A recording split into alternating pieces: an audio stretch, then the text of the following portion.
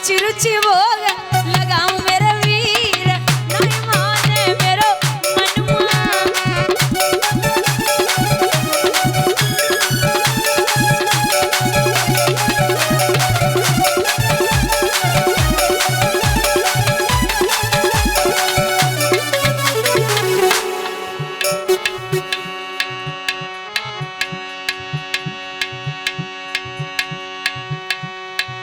श्री गोवर्धन महाराज, महाराज तेरे माथे मुकुट विराज रहो।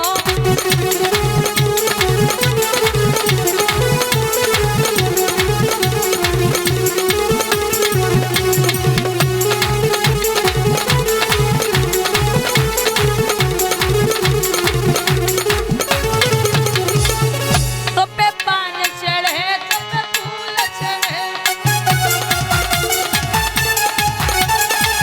लला इन पे चढ़े भी दूध की धार, ओ धार तेरे माथे मुकुट विराज।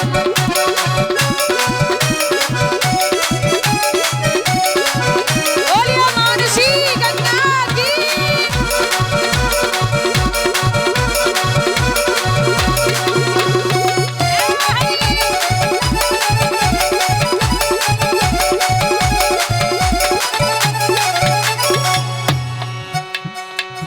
अरे सात कोश की तय परिक्रमा, पूजा करे कौशल की अम्मा।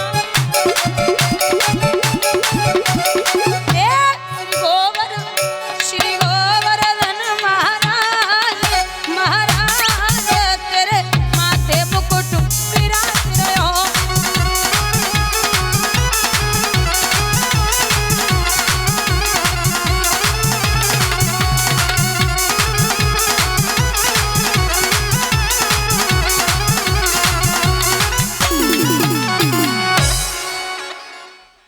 बोलिए गोवर्धन महाराज की।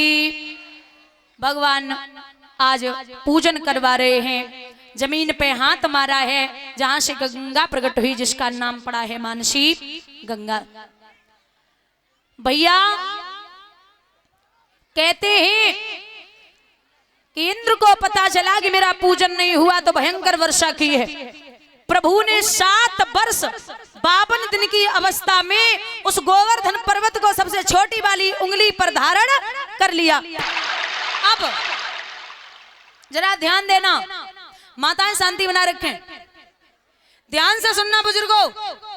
इतनी वर्षा हुई है ब्रज में, इतनी वर्षा हुई है लेकिन एक भी बूंद नहीं आई। अब शंका होती है कि इतनी वर्षा होने के बाद पानी गया कहां? पानी गया कहां?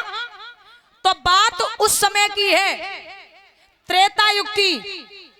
त्रेता युग में जब रावण के यहां से मैया सीता वापस आई थी तो उनकी इच्छा थी कि मैं ब्राह्मणों को भोजन कराऊं, संतों को भोजन कराऊं।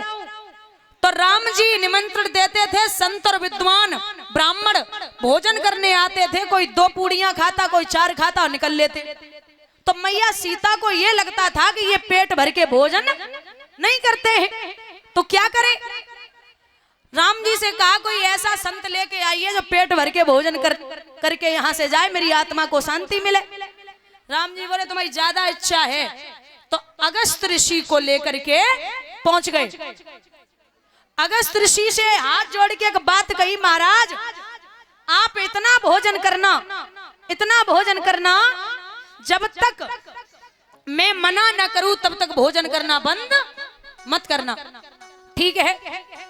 अब भोजन करने के लिए ऋषि बैठ गए। 1 दिन है गो, 2 दिन है गए, 3 दिन है गए, 4 दिन है गए, 5 दिन है गए, भोजन कर वो बंद नहीं कर रहे। जब भोजन करना बंद नहीं हुए तो गणेश जी हलवाई बन के आए गए, रिद्धि सिद्धि भी भोजन बनाने के लिए आ गई। महाराज 15 दिन हो गए, बाबा भोजन करना बंद नहीं कर रहे। सब थक गए कि कैसे भोजन करना बंद करेंगे। अंत में मैया सीता राम से बोली कि कैसे संत लेके आए हो महाराज, ये भोजन करना बंद नहीं कर रहे। राम जी बोले अब पेट भर के खिला दे, जब तुम्हारा मन भज जाए तो हमें बताई दियो।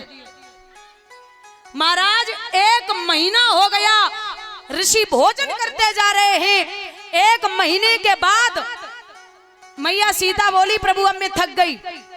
जाकर के बाबा से कहा कि हे प्रभु, जब आधा भोजन हो जाता है तो पानी पिया जाता है। 1 महीना हो गया भोजन करते करते, बोले जब आधा भोजन हो जाता है तो पानी पिया जाता है। ऋषि बोले बिटिया जब आधा हो जाए तो हम पानी पी लिए, आधा ही नहीं हुआ। और टाइम बीता तो मैया परेशान है। श्री राम जी ने कहा है कि हे प्रभु अब अपनी माया समेटिए, भोजन करना बंद हुआ। जब भोजन करना बंद किए हैं प्रभु वो ऋषि जी, तो भगवान बोले अब पानी चाहिए आपको? बोले हाँ। विचार किया भगवान ने कि जब इतना भोजन कर चुके हैं तो पानी कितना पिएंगे, तो छोड़िए आप इस युग में भोजन कर चुके हैं, अब द्वापर में पानी पी लेना। जितना भी पानी गोवर्धन पूजा में इंद्र वर्षा करेगा, जितना भी वर्षे आप मुंह खोल के सारा पानी पी जाना। बोलिए गोविंद भगवान की। इसीलिए महाराज ब्रज पे कोई भी बूंद नहीं आई। यहां देखा है 49 पवन लगे पड़े, वर्षात हो रही है लेकिन कोई आंच नहीं आई। इंद्र आकर के प्रभु के चरणों पर गिर पड़ा, माफ करना, अपनी लीला को समेट लो। क्षमा याचना मांगी, घमंड दूर हुआ। प्रभु सभी ब्रजवासियों के साथ में पुनः अपने धाम के लिए आए हैं।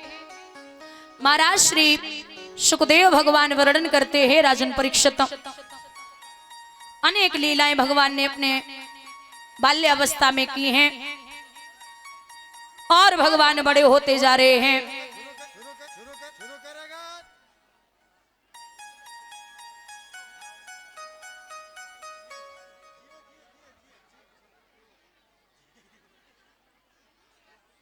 महाराज बड़े हुए, समय बीतता जा रहा है। एक दिन की बात है, गोपियां भगवान से बोली हैं कृष्ण आप मेरे साथ में महाराज कब करोगे? भगवान बोले समय आने पर।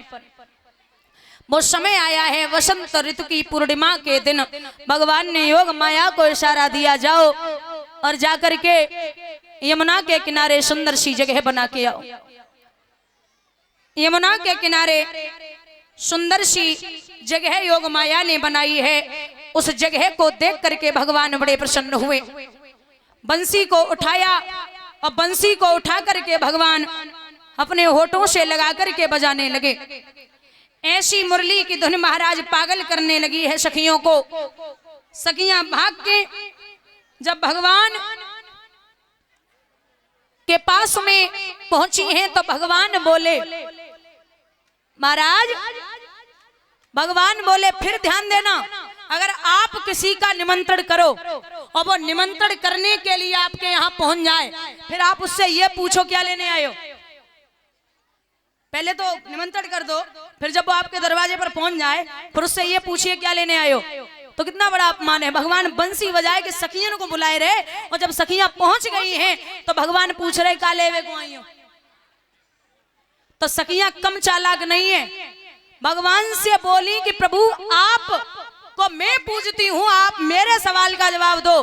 क्या एक पतिव्रता औरत और उसका पति विदेश चला जाए, वो मिट्टी का पति बना करके उसकी पूजा करे, जब वो मिट्टी के पति की पूजा कर रही हो तब उसका असली पति विदेश से आकर के कुंडी को खटखटा दे। आप ये बताइए वो असली के लिए दरवाजे खोले या मिट्टी के पति की पूजा करती रहे? जवाब ली। पूछने लगे कि वो मिट्टी के पति की पूजा करती रहे या जो असली आ गया उसके लिए दरवाजे खोले। भगवान बोलेगा बाबा नहीं हो, जब असली आएगा तो नकली की क्या जरूरत है? असली को बैठाए सम्मान करे, उसकी पूजा करे। तो सखियां बोली बस माधव, संसार के पति पिता पुत्र सब आपके सामने नकली, यहाँ पर एक असली हो और तुम हमारे पति तो छोड़ दो, हमारे पतियन के पति आप ही हो। बोलिए गोविंद भगवान की। आप जगत पिता और जगत पति हो, मान लिया। महाराज करिए। यहां महाराज जब महाराज सोने लगा, समय बीता है। एक दिन की बात, महाराज तो हो रहा है, लेकिन मैया पार्वती सज धज के रात्रि के समय चली। तो बाबा पूछने लगे, देवी कहाँ जा रही हो? देवी कहाँ जा रही हो? बोले महाराज, महाराज सो रहा है, उस महाराज को देखने जा रही हूँ, हमें भी ले चलो। बोले नहीं, आप नहीं जा सकते। क्यों? बात देवियां ही देवियां दिखाई देती हैं, देवता को कोई काम नहीं है। बोले हमें देवी बनाओ, लेकिन लेके चलो। महाराज देवी कैसे बनोगे? अरे इतने लंबे चौड़े हो, जूड़ा इतना बड़ो, सर्व बिच्छू कातर, ये कैसे साड़ी बनेगी? बोले अगर हम जाएंगे तो तुम भी जाओगी, और हम नहीं जाएंगे तो तुम भी नहीं जाओगी। अजीब जिद है। बोले बिल्कुल, लेके चलो। तो जब जिद कर रही है यहाँ मैया भी कि आप नहीं जाओगे, तो बाबा बोले लेके चलो ना। सभी भाई बंधु जितने भी बैठे, माताएं बहनें, सब अपने अपने सर पे अंगोछा रूमाल डाल लें, क्योंकि महाराज जब तीनों लोगों का नाथ साड़ी बांध सकता है, तो आप थोड़ी देर के लिए, यहाँ महाराज नहीं उनकी कथा चल रही है, डाल लें।